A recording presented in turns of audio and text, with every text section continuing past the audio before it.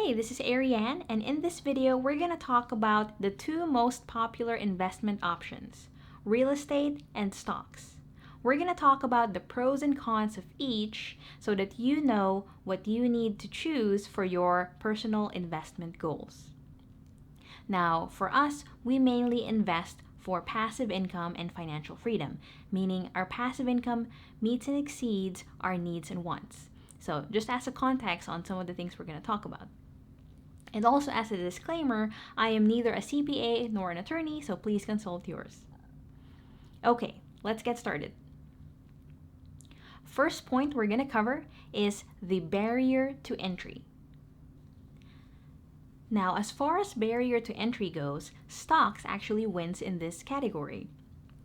So if you think about whether somebody wants to invest $100, $500, or anything less than $1,000, the barrier to entry to investing in the stock market is quite low. It's as easy as going to a website or an app, linking it to your bank account, and buying stocks with your $100, $500, or $1,000. On the real estate side, it's a little bit higher of a barrier to entry. Sure, there are some ways where you can buy real estate for low or no money down. One example is buying your personal residence with a 0 to 3% down loan, or you can learn some creative financing strategies that lets you buy real estate for a small amount of money. But that still doesn't beat the stock market in terms of ease of getting your first $100 to $1,000 into an investment. Now, some of you might be thinking, what about a REIT? A REIT is a real estate investment trust. And yes, you can buy those in the stock market. The thing is, it's very different from investing in your own real estate deal or partnering with someone in a real estate deal. A REIT is pretty much you buying a portion of a company that buys and sells real estate or buys and rents real estate. So in that regard, it is much more similar to a stock than it is to a real estate investment. Okay, next point we're going to cover is simplicity. So as far as simplicity goes, stocks win over real estate again. And really the thing here is how easy it is for the normal person to get into an investment with real estate or stocks. For stocks, the main way people invest and the way I would recommend investing in stocks is by investing in index funds. An index fund is pretty much a compilation of a lot of different companies into one fund so that you have a diversified set of stocks in your portfolio. The main thing you want to do is pick a low expense index fund so that they're not taking, let's say, 10% of your earnings each year and just putting it towards fund fees. So pick the low cost index funds. So what that helps you do is it takes care of the diversification for you. And as far as simplicity goes, it's pretty simple. You pick one of those index funds, you log into the method you use to buy stocks, and you buy a portion of the index funds. Pretty simple. Now, when we compare that, the way we buy stocks to investing in real estate can seem a little bit daunting, where you have to learn about the market, you have to learn how to buy a property, get contracts, get inspections, manage the property manager, and all that. Now, don't let that scare you though, because just like anything else, just like riding a bike or learning the current profession you're in, once you learn it and get the hang of it, it becomes like second nature. Now, one way to make investing in real estate a little bit simpler is by finding someone you know, like, and trust in the real estate space and working with them. So you don't have to reinvent the wheel and learn everything yourself. You can simply invest with somebody who's already have a proven track record of success, and they can help your real estate investment be a lot smoother and simpler. Now, we're moving on to the next point, volatility. So many of you who've been watching the stock market this last year can probably guess who wins this category. For volatility, real estate wins miles and miles ahead of the stock market. Now, while day traders might love the volatility of the stock market, those of us who invest for passive income and financial freedom don't like it at all. If you have a diversified portfolio of stocks, especially ones in index funds, it typically will just trend with the market. So when the market does well, your portfolio does well. When the market does poorly, your portfolio also does poorly. If there's a crisis in the economy, then your investment might do really, really poorly and the value can tank. And most people will say invest for the long term, and that's true. But what if that the year you were supposed to retire is the exact time that the stock market takes a plunge? Well, then you have a choice. Maybe you wait it out for the few more years that it takes to recover, or you take a hit and cash out some of that retirement money so that you can retire on the day you choose. Either way, it's not really something you can predict. Now, real estate takes a massive win here. Even if the value of your real estate goes up and down, if you're investing for cash flow and passive income, then typically the amount that your cash flow and passive income or rental income takes a hit is a smaller percent than the potential decrease in value of the real estate itself or the stock market. And that's exactly what we want when we're investing for financial freedom and passive income. Stable, predictable, to an extent, passive income. Speaking about passive income, let's talk about the next point, which is cash flow. Cash flow is passive income that comes in on a regular basis from your investment. So the stock market tends to be mostly an appreciation play. You buy stock at a certain price, or you buy an index fund that contains stocks at a certain price, and then you wait until that stock goes up in value with the market, and then you sell. Now, there are some stocks that pay dividends, and what dividends are similar to cash flow that we're talking about. That dividend is typically a small percent of the value of your stock. For example, this stock in company A might pay you 10 cents for every share you own, and that might equate to about a 2% cash flow return year after year on your initial investment. Now, but when you think about that, usually the dividends are a small percent of what you can earn in the stock market. So most stock market investors would have to sell their stocks to use instead of the small dividend income or cash flow. And like we talked about earlier, when volatility comes into play, well, it might not be the best option to sell your stocks when the market isn't doing as good.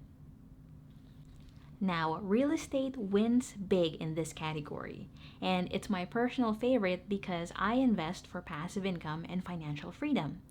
And with the way real estate works is it generates a large amount of cash flow year after year, month after month, and we can use that to pay for expenses without having to sell the actual asset, which is the real estate. And the cash flow amount is typically a lot larger than the stock market dividends.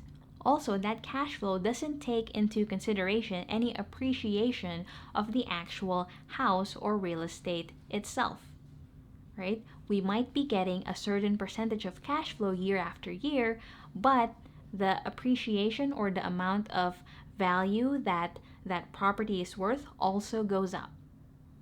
And that's why real estate is such a powerhouse. That doesn't even include, so you have cash flow and appreciation, but you also have the potential forced appreciation that could happen by you taking an underperforming property, potentially renovating it, and operating it in a way that's much better than the previous operator. And now, not only do you have great cash flow, you have the natural appreciation or value just goes up year after year with you owning it, but you also have the extra additional cash flow and forced appreciation from you managing the property well.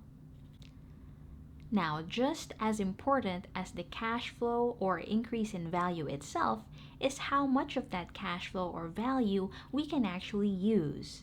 And this brings us to our next category, taxes. Which one has the better tax benefit? As far as taxes goes, real estate is the clear winner.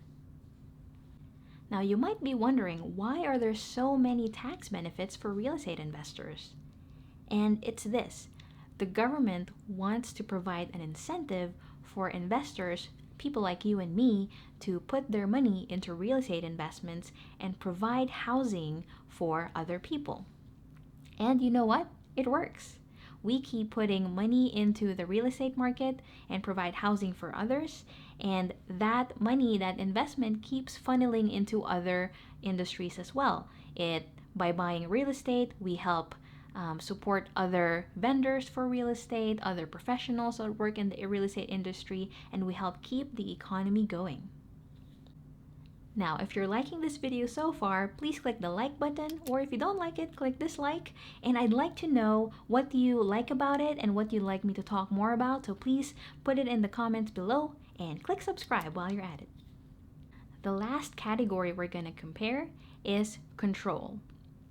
So now this one is really a toss-up because both stocks and real estate have options where you can control all of the steps, or you could be as passive as you want. For the stock market, you can have all the control by picking all of the different stocks you want to invest in. You can read all about that company, read about their CEO, read about their finances, and pick just the ones you want. Or you can pick an index fund and be mostly passive, apart from picking which index fund you like, right? After that, that index fund does everything for you. Now, in real estate, it's the same way. You can have all the control you want by doing everything yourself. Picking the market, picking the paint color, picking the contractor that's going to put the flooring in, managing the property yourself. You can do all of that yourself and have the most amount of control. Or you can be as passive as you want by investing in a property that somebody else, another experienced investor, already has wrapped up in a nice little bow as an investment for you. Now, I will say there is an interesting difference between the two, between control in real estate and control in the stock market. Typically, in the stock market, the more control you exert, the more you try to pick the stocks and the more you try to time when you buy, the worse you do. Historically, the stock funds that have an active manager picking stocks individually for that fund typically have a higher expense because they have to pay for the active manager. But unfortunately, those funds tend to do worse. And that's such an interesting thing. I assume part of why that happens is because there's a human involved and there's always human error. But I think the bigger reason of why that happens is because as stock market investors, we don't actually have any control about how the stocks do. And so when we try to control it, it goes the wrong way. Sure, we can control what companies we pick, but unless we own a majority of the stocks in that company, we can't control what that company does day in and day out, and unfortunately, that's what impacts the value of the stock in the future. Even the best of the fund managers of all time would probably have a hard time predicting whether a CEO does something really well and the stock goes up, or whether a CEO says something really not great and the stock value goes down. In real estate, however, the opposite is true. A lot of times, the more involved you are and the more control you have on your rental property, the better it tends to do. For example, even before you purchase, if you're involved in the property inspections, you could potentially see a red flag in there and either say, no, we're not going to buy this property, or ask for a reduction in relation to that thing that was wrong that you saw. Also, after you buy the property, if you're in close contact with the property manager every month at least, then you can see some red flags that might pop up that might not have been brought to your attention if you were just talking to them once a year. So it is interesting to see that the more involved you are in real estate, the better your assets tend to do, but the more involved you are in stocks, the worse your assets tend to do. Okay, we have a bonus category, and that is liquidity. Now, because we mainly invest for financial freedom, liquidity isn't as much of an issue for us because we mainly leave our money in assets for the long term. But as far as liquidity goes, the stock market does win in this category. You can easily buy and sell stocks because they're publicly traded companies, and in a matter of minutes, you can log on to your website, click sell, and then you would have cashed out on that stock. Whereas in real estate, even the fastest way you could potentially sell a property will still typically take this is not advised, but you could sell it in a day. But a day is still longer than minutes in the stock market. And more traditionally, if you wanted to refinance a property or sell a property the normal way, it would typically take you about 30 days to do that. Now, one thing we do in our real estate investments is we get line of credits when it's appropriate. And what that is instead of refinancing a property and pulling all the money back out, we put a line of credit and think of that as almost like a debit card or a credit card attached to your rental property. So we don't need to take the money out and pay interest before we need it, but if we need something, we've already secured that credit card or debit card attached to the rental property. And if there's maybe we want to buy a new rental property that we need to close on really soon, or maybe there's just an emergency, a personal emergency, or an emergency on one of the rental properties that we need to fund, we can use that line of credit from that rental property and pull that cash out in as fast as the same day. Now, you do have to think ahead and set up that line of credit ahead of time. You can't just say, I want a line of credit right now. So, with real estate, it just involves a little more planning. If you want a way to cash out of your investments within a day, then a line of credit is a good option for that. Now, the last thing I want to bring up is that real estate is a hard asset. So, no matter what happens, there is something valuable about the asset itself. Whereas sometimes in the stock market, publicly traded companies can go bust and go bankrupt, and then the value of your stock becomes very low or next to nothing. With real estate, even if the market drops, even if your tenant can't pay the rent, there is still inherent value in the asset itself. So those are the pros and cons of real estate and stocks in different categories.